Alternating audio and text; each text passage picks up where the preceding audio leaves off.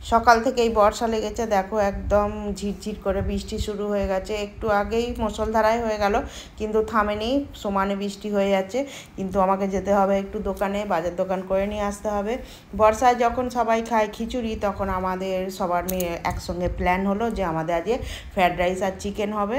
তো আজ সেই মতোই বাজারটা করে নিয়ে এলাম। আর দেখো বাজার করে এখন চলে এসেছি জল কাদা মাথায় নিয়ে, আর এই আমার পয়সার ব্যাগ। আর একটু রেশনেও গেছিলাম কি যদি আমাদেরকে প্রসাদ দেয়, দীঘার মন্দির, জগন্নাথ মন্দিরের প্রসাদ, ওই জন্য গেলাম। তো দেখি কি রেশন দোকান বন্ধ। তো ঠিক আছে, বাজার করে নিয়ে চলে এলাম। আর ভাবছি, এই যে ফোন আছে আবার ব্যাগের ভেতরে, সব বার করে নিচ্ছি এক একে। আর ভাবছি কি যদি অনেক লেট হয়, প্রচুর লাইন পড়ে, তো ওই জন্য জলের বোতলও সঙ্গে করে নিয়ে গেছিলাম। তো যাই হোক, যে জন্য গেলাম হলো না, রেশন দোকান বন্ধ।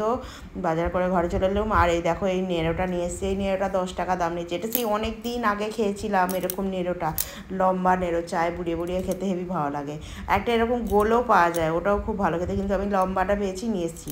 তারপর আবার পাঁপড় নিয়ে এসেছি, পাঁপড়টা বেশ দেখে পছন্দ হলো, ওই জন্য নিয়ে এলাম পাঁপড়। আর দেখি পাঁপড়ও ভাজা হবে, আজ না হয় কাল ভাজা হবে, আজকে তো চাটনি করবো না, তো কালকেই দেখি ভাজা হবে।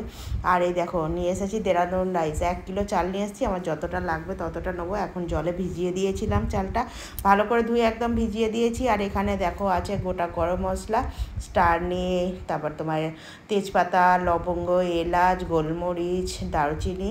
আর মাংসটাও ধুয়ে পরিষ্কার করে নিয়েছি, দিয়ে চুবড়িতে রেখে দিয়েছি জল ঝরানোর জন্য। আর চালটাও সুন্দর করে একদম ভিজে গেছে, দেখো কতটা একদম। আর চালটা না একটু ভিজিয়ে দিলে কি হয়, রাইসটা যখন করবো না ভাঙে না বেশি, না তো খুন্তি দিয়ে যখন নাড়াবো ভেঙে যায়। আর এখন জল বসিয়ে দিয়েছি, দিয়ে গোটা গরম মশলা দিয়ে দিলাম, লবণ দিয়ে দিলাম। এখন চালটা দিয়ে দেবো। এই দেখো ক্যামেরাতে বাষ্প ধরে নিচ্ছে, তোমাকে দেখাবো কী করে। তো যাই হোক, চালটা এখন ভাতের চালটা দিয়ে দিচ্ছি।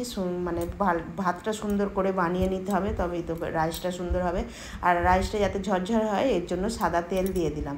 দিয়ে এখন দেখো ভাতটা হয়ে গেছে, এবার ফ্যান ঝরিয়ে নেবো। এই দেখো কতটা সুন্দর হয়েছে চালটা। চালটা একটু ভিজিয়ে রাখলে না এই ভাতটা খুব সুন্দর হয়। আর কত সুন্দর হয়েছে। এখন ফ্যান ঝরানো হয়ে গেছে, এখন একটু জোগাড় করে নিচ্ছি মাংসটার জন্য। মাংসটা মাখিয়ে রেখে দেবো। আদা রসুন ছাড়িয়ে নিলাম, এখানে জলের মধ্যে দিয়ে রেখেছি, গামলাতে জল নিয়ে। কি পেঁয়াজ, কাঁচা লঙ্কা, না কাঁচা লঙ্কাটা এখনও দিইনি, পরে দিয়ে নেবো। আর তোমার গাজর ছাড়িয়ে নিয়েছি, ক্যাপসিকাম, টমেটো। আর এই দেখো এরকম কুচি কুচি করে রাইসের জন্য কেটে নিয়েছি ক্যাপসিকাম আর গাজরটা। আর এখানে মাংসর জোগাড়টা করে নিয়েছি। এখন আদা রসুনটা পিষে নেবো। সমানে বর্ষা হয়ে যাচ্ছে, দেখো বাইরে মনে হচ্ছে ওই যে ওই দিকটা মানে ঝিরিঝিরি পড়ছে, বর্ষা একদমই থামেনি, একভাবে বর্ষা হচ্ছে। তো আমার এখন আদা রসুন বাটা হয়ে গেল। আর শিলে আমি কী করি, শিলেই বাটি, শিলে বাটলে না খাবারের টেস্টগুলো বেশ ভালো লাগে। তো এখন টক দই দিয়েছি, আর এই যে আদা রসুন দিয়ে দিলাম, দিয়ে এখন মাংসটা ভালো করে মাখিয়ে রেখে দেবো। মাংসটা যতক্ষণ ধরে দিয়ে মাখানো থাকে না, বেশ টেস্টটা খুব সুন্দর হয়। আর বেশ ভালো করে মাখিয়ে রেখে দিয়েছি। আর দেখো ভাতটা কতটা ঝরঝর হয়েছে। এখন যে গামলাটার মধ্যে আমি রাইসটা বানাবো, তার সেখানে দিয়েছি সাদা তেল আর ঘি দিয়েছি। আর এটার মধ্যেও ঘি আর সাদা তেল দিয়েছি, দিয়ে এখন কাজু কিশমিশটা ভেজে নিচ্ছি। আর তারপর ওটা ভেজে তুলে নিয়ে আর এখন দিয়ে দিলাম ক্যাপসিকাম আর গাজর। এবার একটু লবণ দিয়ে দেবো, লবণ দিয়ে আর গাজর ক্যাপসিকামটা ভাজবো। একটু গাজরটা ভাজতে একটু সময় নেবে, কেন কি ওটা একটু লবণটা দিয়ে সিদ্ধ হবে, তারপর গিয়ে ভাজাটা হবে। আর দেখো কাজু কিশমিশগুলো একটু মিশিয়ে নিচ্ছি এখন। আর এবার দিয়ে দেবো একটুখানি চিনি, বা রাইসটা একটু মিষ্টি মিষ্টি হলে বেশ ভালো লাগে খেতে। আর এই দেখো এখন ভাজা হয়ে গেছে, দিয়ে এখন তুলে নিচ্ছি।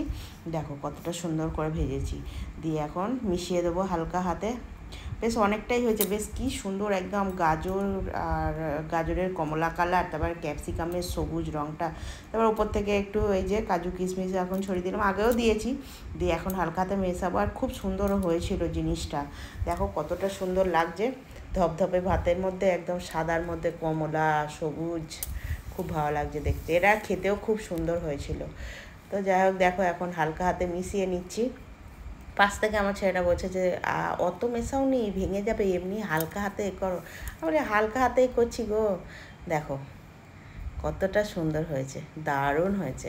এখন মাংসটা রান্না করব, তার জন্য দেখো মাংসটা তো টক দই আর আদা রসুন মাখিয়ে ভালো করে রেখে দিয়েছি একদম। আর এতটা সময় রাখা ছিল, রাইসটা রান্না হলো তারপর দিয়ে এখন মাংসটা অনেকটা সময় রাখা ছিল ওরকম মাখিয়ে। আর এখন গোটা গরম মশলা তেজপাতা ফোড়নে দিয়ে ফোড়নটা ভাজা হয়ে গেছে, এখন পেঁয়াজ কাঁচা লঙ্কাটা দিয়ে ভেজে নিলাম। আর এখন দিয়ে দিচ্ছি ওই যে মাখিয়ে রাখা মাংসটা, টক দই আর আদা রসুন দিয়ে একদম ভালো করে সুন্দর করে মাখিয়ে রেখে দিয়েছি। আর এখন দিয়ে দিলাম ওপর থেকে টমেটো কুচি, আর দিয়ে দেবো এটা কাশ্মীরি লঙ্কার গুঁড়ো দিলাম, এটা কালারের জন্য, যাতে কালারটা একদম দারুণ হয়। আর এটা হচ্ছে শুকনো লঙ্কার গুঁড়ো, যেটা ঝাল লঙ্কা। আর এটা দিচ্ছি হলদি গুঁড়ো। এবার দিয়ে দেবো লবণ, স্বাদ মতো লবণ দিয়ে এবার শুধু মাংসটাকে কষাবো। মুরগির মাংস তো হতে বেশি সময় যায় না, আর টক দই দেওয়া আছে তো খুব তাড়াতাড়ি হয়ে যায়। আর দেখো এখন আমি কষাচ্ছি, আর কী বলে মানে শুধু কষাতে হবে, এটাতে মধ্যে আর কিছু দেওয়ার নেই। দেখো টক দই দেওয়া আছে বলে অত জল ছেড়েছে মাংসটা দিয়ে। এখন মাংসটাকে সুন্দর করে খালি কষাতে হবে। আর দেখো কতটা সুন্দর কালারটা হচ্ছে, দারুণ হচ্ছে কালারটা। কিন্তু এখনও পর্যন্ত আমি একটুকু জল দিইনি, ওই মানে কথা যা মশলাপাতি দিয়েছি আর টক দই দিয়েছি, ব্যাস ওই দিয়েই একদম মাংসটা শুধু কষাচ্ছি। আর এখন সুন্দর করে, মুরগির মাংস তো বেশি হতে সময় যায় না, যা হয়ে গেছে। এখন আমি দিয়ে দিলাম গরম মশলার গুঁড়ি, গরম মশলার গুঁড়িটা দিয়ে এখন ভালো করে একদম মিশিয়ে নিচ্ছি হালকা হাতে। আর দারুণ হয়েছে মাংসটা, এত সুন্দর একটা গন্ধ উঠেছে, দারুণ। আর দেখো কালারটাও খুব সুন্দর হয়েছে, আর মাংসটা দিয়ে তেল ছেড়ে দিয়েছে, দারুণ কষাটা হয়েছে। তো এখন দেখো সব খাবার জায়গায় আমরা নিয়ে চলে এসেছি, ধরে মাংস রাইস সব নিয়ে চলে এসেছি। কি দারুণ লাগছে দেখতে, খুব সুন্দর হয়েছে, আর খেতেও খুব সুন্দর হয়েছিল। তো এখন আমি খাবারটা বেড়ে নিয়েছি, সবার খাবারই একা একা বেড়ে নেবো। এটা আমার ছেলেটাকে দিচ্ছি, আর খাবারটা আমার